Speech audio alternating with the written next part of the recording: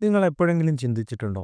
നിങ്ങളുടെ മുത്തച്ഛന്റെ തലമുറയും നിങ്ങളുടെ കുട്ടികളുടെ തലമുറയും തമ്മിൽ ആകാശവും ഭൂമിയും പോലെയുള്ള ഒരു വ്യത്യാസം വരുവാൻ കാരണമെന്താണെന്ന്? കമ്പ്യൂട്ടർ കണ്ടാൽ നെറ്റി ചുളിക്കുന്ന ആൾക്കാർ മുതൽ മൊബൈൽ ഫോൺ കയ്യിലെടുത്ത് ജനിച്ചവർ വരെയുള്ള ആൾക്കാർ. നമ്മൾ ഓരോരുത്തരും ഏത് തലമുറയിലാണ് പെടുന്നത് എന്ന് എപ്പോഴെങ്കിലും ചിന്തിച്ചിട്ടുണ്ടോ? ആ തലമുറ ലോകത്തെ ഏത് രീതിയിൽ മാറ്റിമറിച്ചു എന്ന് അറിയാൻ താല്പര്യമുണ്ടോ? നിങ്ങൾ ചിന്തിക്കുന്നതും ജോലി ചെയ്യുന്നതും പണം ചിലവഴിക്കുന്നതുമെല്ലാം നിങ്ങൾ ഏത് തലമുറയിൽ ഉൾപ്പെടുന്ന ആളാണ് എന്നതിനെ ആശ്രയിച്ചാണ് ഇരിക്കുന്നത് എന്ന് മനസ്സിലാക്കാം. എന്നാൽ ഇതൊക്കെ മനസ്സിലാക്കുന്നതിന് മുൻപ് എന്താണ് തലമുറകൾ എന്നറിയണ്ടേ? എപ്പോഴാണ് അവയുടെ ശരിയായ കാലഘട്ടമെന്നും ഓരോ തലമുറയും ലോകത്തിന് നൽകിയ സംഭാവനകൾ എന്തൊക്കെയാണെന്ന് അറിയേണ്ടത് തീർച്ചയായിട്ടുള്ള കാര്യമാണ്. അപ്പോൾ ലോകത്തെ സ്വാധീനിച്ച ഏറ്റവും പ്രധാനപ്പെട്ട 8 തലമുറകളെ അവരുടെ രഹസ്യ സ്വഭാവങ്ങൾ സഹിതം നമുക്ക് ഈ വീഡിയോയിലൂടെ കീറിമുറിച്ച് പരിശോധിച്ച് നോക്കാം. നിങ്ങൾ ആരാണെന്ന് ഈ വീഡിയോ പറഞ്ഞു തരും. നിങ്ങൾ ചാനലിൽ പുതുതാണെങ്കിൽ ചാനൽ സബ്സ്ക്രൈബ് ചെയ്യുക, മാക്സിമം ആൾക്കാരിലേക്ക് ഷെയർ ചെയ്യുക. നമുക്ക് തുടങ്ങാം. Welcome to my science garage.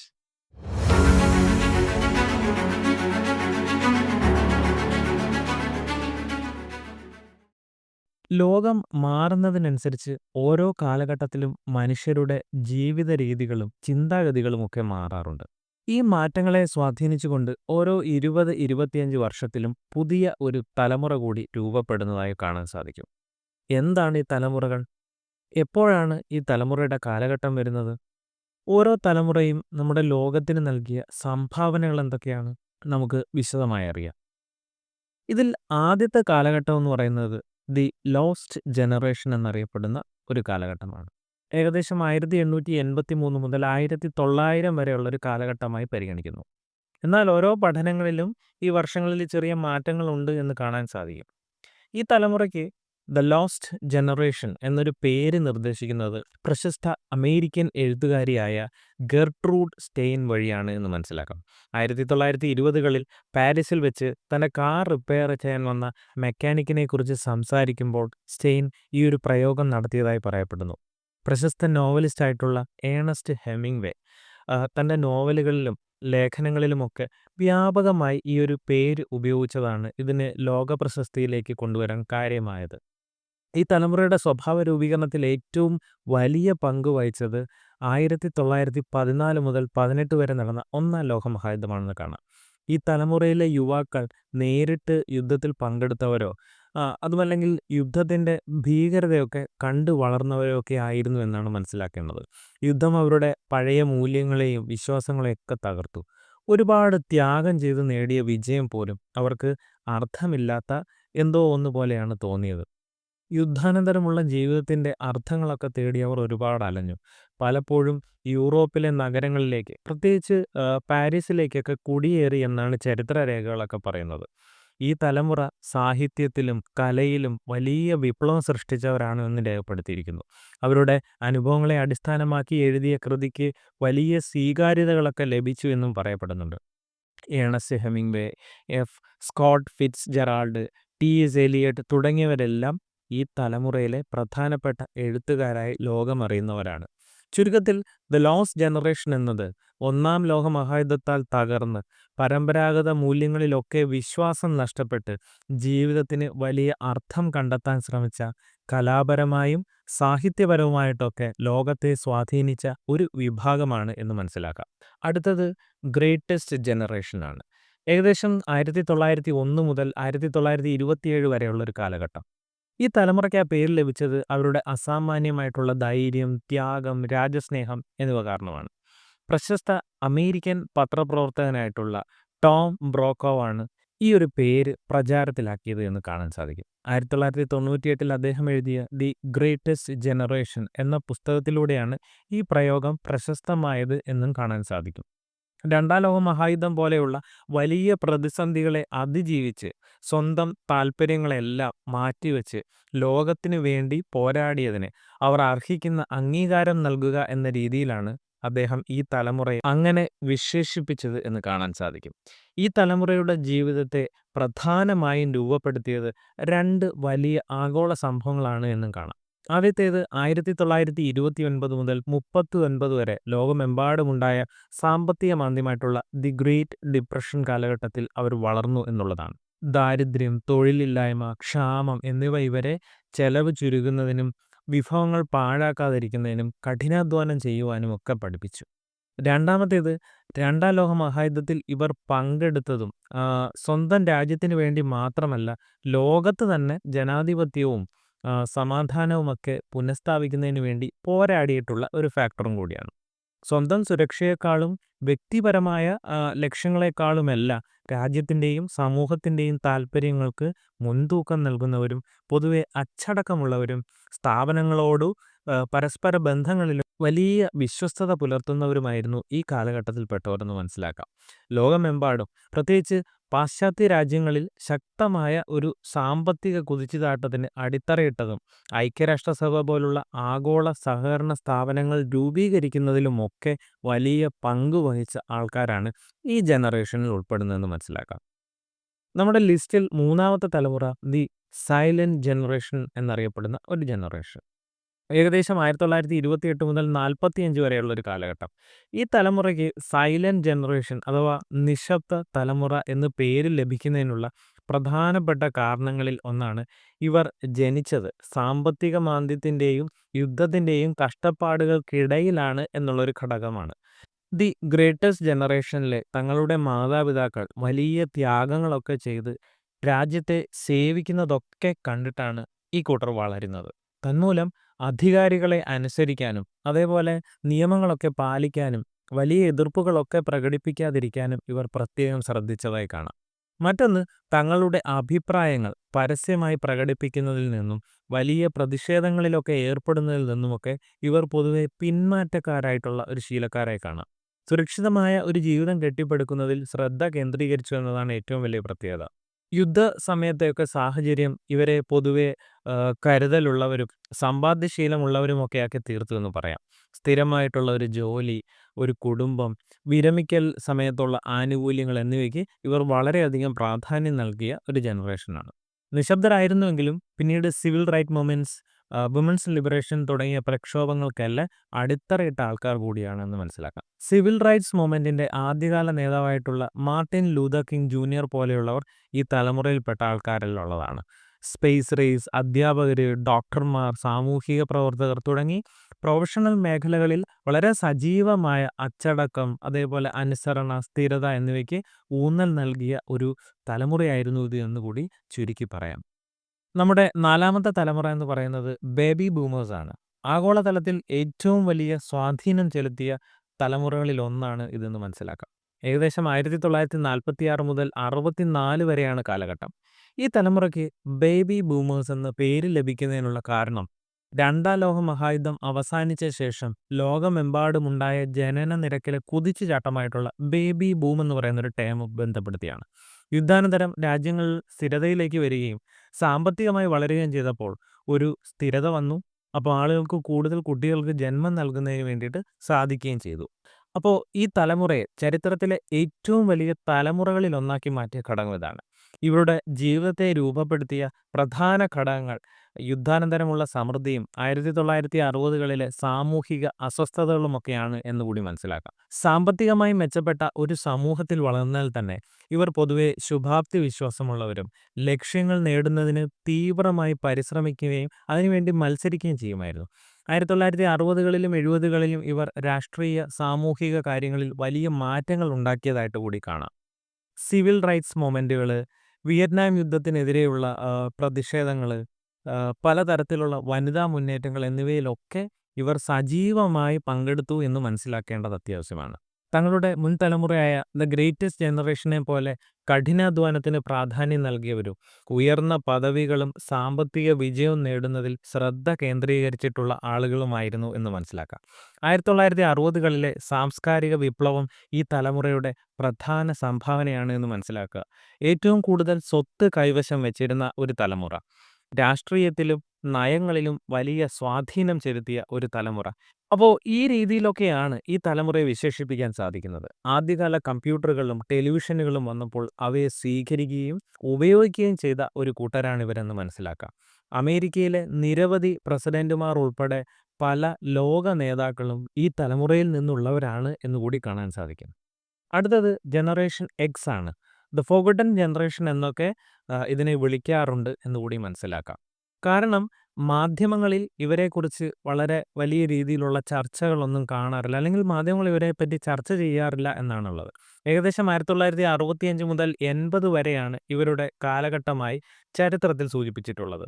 ഇക്കൂട്ടരെ പലപ്പോഴും ലാച്ച്കി കിഡ്സ് എന്നൊക്കെയാണ് സാധാരണ വിളിക്കുന്നത്. മാതാപിതാക്കൾ ഇരുവരും ജോലി ചെയ്തിരുന്നതിനാലോ അല്ലെങ്കിൽ വിവാഹ ബന്ധങ്ങളൊക്കെ വേർപെടുത്തിയ ആൾക്കാരായതിനാലോ ഒക്കെ വീട്ടിൻ്റെ താക്കോല് തങ്ങളുടെ കഴുത്തിലോ കയ്യിലോ ഒക്കെ ഇട്ട് സ്കൂളിൽ പോയി വൈകുന്നേരം വീട്ടിൽ ഒറ്റയ്ക്കെത്തുന്ന കുട്ടികളുടെ ഗണത്തിലുള്ളതിനാലാണ് ഈ പേര് കിട്ടിയതെന്ന് മനസ്സിലാക്കാം. ഇതേ കാരണത്താൽ തന്നെ ഇവർക്ക് ചെറുപ്പത്തിൽ തന്നെ കൂടുതൽ സ്വാതന്ത്ര്യവും സ്വന്തമായിട്ടൊക്കെ കാര്യങ്ങൾ ചെയ്യാനുമുള്ള കഴിവ് ലഭിച്ചതായിട്ട് മനസ്സിലാക്കാം. സാമ്പത്തിക മാന്ദ്യങ്ങളും വ്യക്തിഗത കമ്പ്യൂട്ടറുകളുടെയും ഇൻ്റർനെറ്റിൻ്റെയും വളർച്ചയെല്ലാം കണ്ടാണ് ഇക്കൂട്ടർ വളർന്നതെന്ന് മനസ്സിലാക്കുക. ഈ മാറ്റങ്ങളോടുള്ള പൊരുത്തപ്പെടാനുള്ള ഒരു കഴിവ് ഇവരുടെ പ്രധാന സവിശേഷതയായിട്ട് എടുത്തു പറയേണ്ടതുണ്ട്. കരിയറിന് മാത്രം പ്രാധാന്യം നൽകിയിരുന്ന മുൻ തലമുറയിൽ നിന്ന് വ്യത്യസ്തരായി ജെൻ എക്സ് എന്ന് പറയുന്ന ഈ ഒരു തലമുറ വ്യക്തിപരമായ ജീവിതത്തിനും കുടുംബത്തിനും ജോലിയോടൊപ്പം പ്രാധാന്യം നൽകുന്നു എന്ന് കൂടി മനസ്സിലാക്കാം.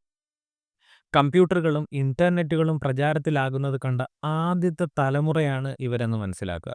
ഇതിനാൽ ഇവർക്ക് സാങ്കേതികവിദ്യ നന്നായി ഉപയോഗിക്കുവാൻ അറിയാം എന്നൊരു പ്രത്യേകതയുണ്ട്. എന്നാൽ പൂർണ്ണമായി അതിനെ ആശ്രയിക്കുന്നില്ല എന്നതും ഒരു പ്രത്യേകതയാണ്. വളർന്നു വന്ന സാമൂഹിക രാഷ്ട്രീയ സാഹചര്യങ്ങൾ കാരണം ഇവർക്ക് സ്ഥാപനങ്ങളോടും അധികാര കേന്ദ്രങ്ങളോടും ഒരുതരം സംശയവും പ്രായോഗികമായ സമീപനങ്ങളും ഉണ്ട് എന്നുകൂടി മനസ്സിലാക്കേണ്ടതുണ്ട്. ബേബി ബൂമർ തലമുറയ്ക്കും ഒരു മില്ലേനിയൽ തലമുറയ്ക്കും ഇടയിൽ വരുന്നതിനാൽ തന്നെ ജെൻ എക്സിനെ ചിലപ്പോൾ ഫോർഗോട്ടൻ മിഡിൽ ചൈൽഡ് എന്നൊക്കെ വിളിക്കാറുള്ളതായിട്ട് കാണാറുണ്ട്. എന്നിരുന്നാലും ഇന്നത്തെ സമൂഹത്തിലും തൊഴിൽ മേഖലയിലും നേതൃസ്ഥാനങ്ങളിൽ ഇവർക്ക് വലിയ സ്വാധീനമുണ്ട് എന്നുകൂടി ഇതിൻ്റെ കൂടെ എടുത്തു പറയേണ്ട ഒരു കാര്യമാണ്. അടുത്തതായിട്ട് പറയാൻ പോകുന്നത് മില്ലേനിയൽ അഥവാ ജെൻ വൈ എന്നൊരു ജനറേഷനാണ്. ഏകദേശം 981 മുതൽ 996 ജനിച്ചവരാണ് ഈ വിഭാഗത്തിൽ ഉൾപ്പെടുന്ന ആൾക്കാർ. ഇവർ 2000-ൽ പ്രായപൂർത്തിയായവരോ അല്ലെങ്കിൽ പ്രധാന ജീവിതഘട്ടത്തിലൊക്കെ എത്തി നിൽക്കുന്നവരോ ആയതിനാൽ തന്നെ ഈ ജനറേഷനെ ഇയർ 2000 ജനറേഷൻ എന്നൊക്കെയാണ് സ്വാഭാവികമായിട്ട് വിളിക്കാറുള്ളത്. അനലോഗ് ലോകത്തു നിന്നും ഡിജിറ്റൽ ലോകത്തിലേക്ക് സഞ്ചരിച്ച ആദ്യത്തെ പ്രധാന തലമുറയാണിത്. ജെൻ സിയെ പോലെ ഡിജിറ്റൽ നേറ്റീവുകളൊന്നും അല്ലെങ്കിലും ഇൻ്റർനെറ്റ്, പേഴ്സണൽ കമ്പ്യൂട്ടറുകൾ, മൊബൈൽ ഫോണുകൾ തുടങ്ങിയവ നമ്മുടെ സമൂഹത്തിൽ പ്രബലമായി വരുന്നതിന് സാക്ഷ്യം വഹിച്ചതിനാൽ തന്നെ സാങ്കേതിക വിദ്യയുമായി എളുപ്പത്തിൽ ഇഴചേർന്നവരാണ് ഈ ഒരു ജനറേഷനിലെ ആൾക്കാരെന്ന് മനസ്സിലാക്കാം. ഉയർന്ന വിദ്യാഭ്യാസവും ഇൻ്റർനെറ്റ് വഴി ലോകത്തെക്കുറിച്ചുള്ള അറിവ് നേടിയവരും അന്താരാഷ്ട്ര വിഷയങ്ങളിലും സാംസ്കാരിക വൈവിധ്യങ്ങളിലും വലിയ താല്പര്യമുള്ളവർ ഒരു വിഭാഗവുമായിട്ട് ഇവരെ കണക്കാക്കാവുന്നതാണ്. പണത്തെക്കാളും സുരക്ഷിതത്വത്തെക്കാളും ജോലിയിലുള്ളാവുന്ന ലക്ഷ്യങ്ങളും ഫ്ലെക്സിബിലിറ്റിയും മികച്ച വർക്ക് ലൈഫ് ബാലൻസും ആഗ്രഹിക്കുന്നതിനാൽ ഒരു സ്ഥാപനത്തിൽ തന്നെ ദീർഘകാലം ജോലിയിൽ തുടരുന്ന ഒരു പ്രവണത പ്രത്യേകിച്ച് ഇവരിൽ കുറവാണ് എന്ന് കൂടി കാണാം. കൂടുതലും അവസരങ്ങൾ തേടി മറ്റ് ജോലികൾക്കൊക്കെ വേണ്ടിയിട്ട് പോകുന്ന ആൾക്കാരാണെന്ന് കാണാം. ലിംഗഭേദം, ലൈംഗികത, വിവാഹം തുടങ്ങിയ പരമ്പരാഗതമായിട്ടുള്ള സാമൂഹിക ഘടനകളെ ഒക്കെ ചോദ്യം ചെയ്യാനും കൂടുതൽ പുരോഗമനപരമായിട്ടുള്ള കാഴ്ചപ്പാടുകളൊക്കെ സ്വീകരിക്കാനും താല്പര്യമുള്ള ഒരു കൂട്ടം ആൾക്കാരാണിവർ. എന്നാൽ 2008-ലെ മാന്ദ്യം ഇവരുടെ കരിയറിനെയും സാമ്പത്തിക വളർച്ചയും കാര്യമായി ബാധിച്ചിട്ടുണ്ട് എന്നതും ഒരു പ്രധാന ഘടകമാണ്. ഏകദേശം 997 മുതൽ 2012 വരെ ജനിച്ച ജെൻ സെഡ് അഥവാ ഡിജിറ്റൽ നേറ്റീവ്സ് ആണ് അടുത്ത തലമുറ എന്ന് പറയുന്നത്. ജനിച്ചു വളർന്നത് തന്നെ ഇൻ്റർനെറ്റും സ്മാർട്ട് ഫോണുകളും വ്യാപകമായിട്ടുള്ള ഒരു ലോകത്തായതുകൊണ്ട് തന്നെ ഇവർക്ക് സാങ്കേതികവിദ്യ ഒരു ഉപകരണം എന്നതുപരി ജീവിതത്തിൻ്റെ ഒരു പ്രധാന ഭാഗം തന്നെയാണ്. കമ്പ്യൂട്ടറുകളേക്കാൾ കൂടുതലായി മൊബൈൽ ഉപകരണങ്ങളാണ് വിവരങ്ങൾ അറിയുന്നതിനും അതേപോലെ തന്നെ ആശയവിനിമയത്തിനും ഉപയോഗിക്കുന്നത് എന്നതുകൊണ്ട് ഇൻസ്റ്റഗ്രാം, ടിക്ടോക്ക്, യൂട്യൂബ് തുടങ്ങിയ പ്ലാറ്റ്ഫോമുകളിലൂടെയാണ് ഇവരുടെ സാമൂഹിക ബന്ധങ്ങൾ രൂപപ്പെടുന്നതും വികസിക്കുന്നതും എന്ന് കാണാം. സോഷ്യൽ മീഡിയ സ്വാധീനം വളരെ ശക്തമാണ് എന്നാണ് പറയുന്നത്. അതിനാൽ തന്നെ അറ്റൻഷൻ സ്പാൻസ് കുറവായിരിക്കും. അതുകൊണ്ട് തന്നെയാണ് ഈ ഷോർട്ട് വീഡിയോകൾ, ഇൻസ്റ്റാഗ്രാം റീൽസ് തുടങ്ങിയ ഷോർട്ട് ഫോംസ് അല്ലെങ്കിൽ ഷോർട്ട് കണ്ടന്റുകളൊക്കെ തിരഞ്ഞെടുക്കുന്ന ഒരു ജനറേഷൻ എന്നിവരെ വിശേഷിപ്പിക്കുന്നു. ഇങ്ങനെയൊക്കെ ആണെങ്കിലും മില്ലേനിയൽസിനെ അപേക്ഷിച്ച് സാമ്പത്തിക മാന്ദ്യങ്ങൾ കണ്ടു വളർന്ന ഒരു കൂട്ടരായതിനാൽ ഇവർ സാമ്പത്തിക കാര്യങ്ങളിലൊക്കെ കൂടുതൽ ശ്രദ്ധാലുക്കളാണ് എന്ന് മനസ്സിലാക്കാൻ തീർച്ചയായും സാധിക്കും. കടം വാങ്ങുന്നതിനോടുള്ള താല്പര്യക്കുറവും ചെറുപ്പത്തിൽ തന്നെ ഓൺടർപ്രണർഷിപ്പിനെ പറ്റിയൊക്കെ ചിന്തിക്കുന്ന ആൾക്കാരും ഉന്നത വിദ്യാഭ്യാസത്തിന് വേണ്ടി വലിയ തുക ചെലവഴിക്കുന്നതിനേക്കാൾ ജോലി നേടാൻ സഹായിക്കുന്ന സ്കിൽസ് ഒക്കെ നേടുന്നതിന് വളരെയധികം പ്രാധാന്യം നൽകുന്ന ഒരു വിഭാഗമാണ് എന്ന് കൂടി കാണാം. ചുരുക്കത്തിൽ ഇവർ പൂർണ്ണമായും ഡിജിറ്റൽ ലോകത്തിൽ ജനിച്ചു വളർന്ന സാമൂഹികപരമായും സാമ്പത്തികപരമായും പ്രായോഗിക ബുദ്ധിയൊക്കെയുള്ള വേഗതയേറിയതും ദൃശ്യാധിഷ്ഠിതവുമായിട്ടുള്ള ആശയവിനിമയം ഇഷ്ടപ്പെടുന്ന ഒരു തലമുറയാണ് എന്ന് ചുരുക്കി പറയുവാനായിട്ട് സാധിക്കും. അവസാനമായി സ്ക്രീനുകളോടൊപ്പം വളർന്ന ഒരു തലമുറയെ പറ്റിയാണ് പറയുന്നത്. Generation alpha. മനുഷ്യ ചരിത്രത്തിൽ സാങ്കേതിക വിദ്യയുമായി ഏറ്റവും അടുത്ത ബന്ധമുള്ള ആദ്യ തലമുറയായിട്ടാണ് ഇതിനെ വിശേഷിപ്പിക്കുന്നത്. ലോകത്തെ സന്തതികൾ സ്കൂളുകളിൽ പോകുന്നതിന് മുമ്പ് തന്നെ ടാബ്ലറ്റുകളോടും ടച്ച് സ്ക്രീനുകളോടും പരിചിതമായിട്ടുള്ള ഒരു തലമുറ. ഏകദേശം 2013 മുതൽ 2025 വരെ ജനിച്ചവരെയാണ് ജനറേഷൻ ആൽഫ എന്ന ഗണത്തിൽ ഉൾപ്പെടുത്തിയിട്ടുള്ളത്. ഈ തലമുറയ്ക്ക് പേരിട്ടത് ഓസ്ട്രേലിയൻ ഗവേഷകനായിട്ടുള്ള മാർക്ക് മക്രിൻഡിൽ എന്ന് പറയുന്ന ഒരു വ്യക്തിയാണെന്ന് കാണാം. ഗ്രീക്ക് അക്ഷരമാലയിലെ ആദ്യത്തെ അക്ഷരമാണ് ആൽഫ എന്ന് പറയുന്നത്. ഈ ആൽഫയെ ആണ് ഈ തലമുറയെ സൂചിപ്പിക്കുന്നതിന് വേണ്ടി അദ്ദേഹം തിരഞ്ഞെടുത്തത്. Artificial intelligence, robotics, machine learning, smart homes പോലെയുള്ള കണക്റ്റഡ് ലോകങ്ങൾ ഇവരുടേതാണ് എന്ന് മനസ്സിലാക്കാം. ഓൺലൈൻ ട്യൂട്ടോറിയലുകളും ഇൻട്രാക്റ്റീവ് ഡിജിറ്റൽ ഗെയിമുകളും വഴിയുള്ള വ്യക്തിഗതമായിട്ടുള്ള പഠന രീതികളാണ് ഇവരെ ഏറ്റവും അധികം സ്വാധീനിക്കുന്നതെന്ന് മനസ്സിലാക്കാം. ജനറേഷൻ ആൽഫ പൂർണ്ണമായിട്ട് വളരുമ്പോൾ നിലവിലുള്ള പല ജോലിയുടെ രൂപങ്ങളും രീതികളുമൊക്കെ മാറി മറിഞ്ഞിട്ടുണ്ടാവും. വിവരങ്ങൾ ശേഖരിക്കുന്നതിനേക്കാളൊക്കെ ഉപരി വിവരങ്ങൾ വിശകലനം ചെയ്യുന്നതിനും പുതിയ പുതിയ കാര്യങ്ങളൊക്കെ കണ്ടെത്തുന്നതിനും ശേഷിയുള്ള ഒരു ജനറേഷനായിട്ടാണ് ഇതിനെ കണക്കാക്കുന്നത്. അപ്പോൾ നിലവിലെ അവസാന തലമുറയായി ഈ ജനറേഷൻ ആൽഫയൊക്കെയാണ് കണക്കാക്കുന്നതെങ്കിലും ഭാവിയിൽ വളർന്നു വരുന്ന അടുത്ത തലമുറയായിട്ടുള്ള ജനറേഷൻ ബീറ്റയെ പറ്റി കൂടി ഒന്ന് പറയേണ്ടത് അത്യാവശ്യമാണ്. നിലവിൽ ജനറേഷൻ ബീറ്റയെ പറ്റി വ്യക്തമായിട്ടുള്ള നിർവചനങ്ങളോ അതിൻ്റെ ജനന വർഷങ്ങളോ ഒന്നും ലഭ്യമല്ല. കാരണം ഈ ഒരു തലമുറ ഇനി ജനിച്ചു തുടങ്ങിയിട്ടില്ല എന്നുള്ളതാണ്. ഏകദേശം 2026 ആരംഭിച്ച് 2040കളിലേക്ക് നീളാൻ സാധ്യതയുണ്ട് എന്ന് കണക്കാക്കപ്പെടുന്ന അടുത്ത ജനറേഷനാണത്.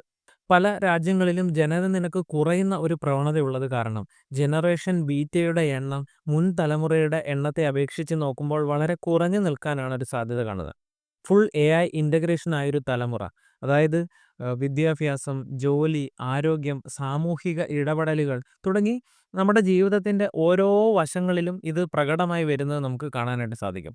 ചാറ്റ് ബോട്ടുകൾ, വെർച്വൽ അസിസ്റ്റൻറ്റുകൾ എന്നിവ സുഹൃത്തുക്കളെയും അധ്യാപകരുടെയും ഒക്കെ സ്ഥാനം കൈയടക്കുന്ന ഒരു കാഴ്ച കാണാൻ സാധിക്കും. ഭൗതിക ലോകം പോലെ തന്നെ വിർച്വൽ ലോകങ്ങളും കളിക്കാനും അവർക്ക് ഇടപഴകാനും ഉപയോഗിക്കപ്പെടുന്ന ഒരു രീതിയിലേക്ക് പോയേക്കാം. ഭൗതികമായിട്ടുള്ള വ്യക്തിത്വങ്ങളെക്കാൾ ഡിജിറ്റൽ വ്യക്തിത്വത്തിന് കൂടുതൽ പ്രാധാന്യം ലഭിച്ചു എന്നും കരുതപ്പെടേണ്ട ഒരു ജനറേഷനാണ്.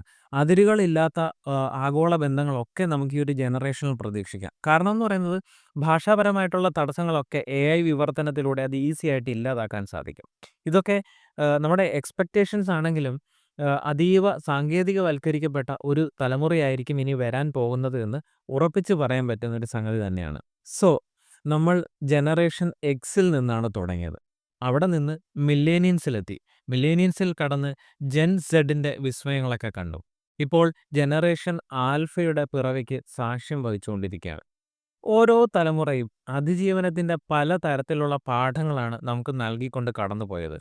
മില്ലേനിയൽസ് നമ്മളെ പഠിപ്പിച്ചത് നമ്മുടെ ജോലിയുടെ ലക്ഷ്യം പണത്തേക്കാൾ അർത്ഥവത്താണ് എന്നൊരു വലിയ പാഠമായിരുന്നു. എന്നാൽ ജെൻ സെഡ് നമ്മളെ പഠിപ്പിക്കുന്നത് ലോകം ഒരു ചെറിയ സ്ക്രീനിലൂടെയൊക്കെ കണ്ട് മാറ്റങ്ങൾക്ക് വേണ്ടി വളരെ ധൈര്യത്തോടെ സംസാരിക്കണം എന്നൊരു പാഠമായിരുന്നു. അതേസമയം ഇപ്പോൾ സംഭവിച്ചുകൊണ്ടിരിക്കുന്ന ആൽഫ ജനറേഷൻ ആകട്ടെ യുടെ വളരെയധികം സഹായത്തോടെ ലോകത്തെ പൂർണ്ണമായും പുനർനിർമ്മിക്കാൻ സാധ്യതയുണ്ട് എന്ന് നമ്മളോട് എടുത്തു പറഞ്ഞുകൊണ്ടിരിക്കുകയാണ്. അപ്പോൾ നമ്മൾ ഒരു കാര്യം ഓർക്കുക, ഈ തലമുറകളെല്ലാം വെറും പേരുകളോ വർഷങ്ങളോ മാത്രമല്ല എന്നൊരു വസ്തുത.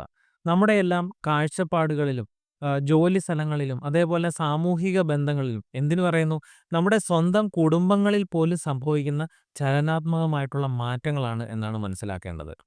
ഈ ലോകം ശരിക്കും ആർക്കു വേണ്ടിയുള്ളതാണ് എന്നൊരു ചോദ്യം നിലനിൽക്കുന്നു. തീർച്ചയായും നമ്മൾ ഓരോരുത്തർക്കും വേണ്ടിയുള്ളത് തന്നെയാണ്. അതിനാൽ തന്നെ ഏത് തലമുറയിൽപ്പെട്ട ആൾക്കാരായാലും പരസ്പരം പഠിക്കാനും മനസ്സിലാക്കാനും അടുത്ത തലമുറയ്ക്ക് വേണ്ടി ഒരു മികച്ച ലോകം സൃഷ്ടിച്ചു വെക്കുവാനും നമുക്കൊരു പ്രതിജ്ഞ എടുക്കേണ്ടത് അത്യാവശ്യമാണ്. കാരണം ഭാവി എന്നത് നമ്മൾ ഒരുമിച്ച് നിർമ്മിക്കുന്നത് തന്നെയാണ്. അതുകൊണ്ട് തന്നെ ഈ വീഡിയോ നിങ്ങൾക്ക് ഇഷ്ടപ്പെടുകയാണെന്നുണ്ടെങ്കിൽ നിങ്ങൾക്കറിയാവുന്ന എല്ലാ തലമുറയിലെ ആളുകൾക്കും പരമാവധി ഷെയർ ചെയ്തു കൊടുക്കാൻ മറക്കണ്ട കേട്ടോ. Don't just listen, learn, react, triumph. If you like the video, join MSC family. Go ahead and smash that subscribe button right now. Throw all your thoughts about this video in the comment box like fire. Next time, I will be back with an even bigger explosion. Signing off here, MSC. Catch you on the flip side.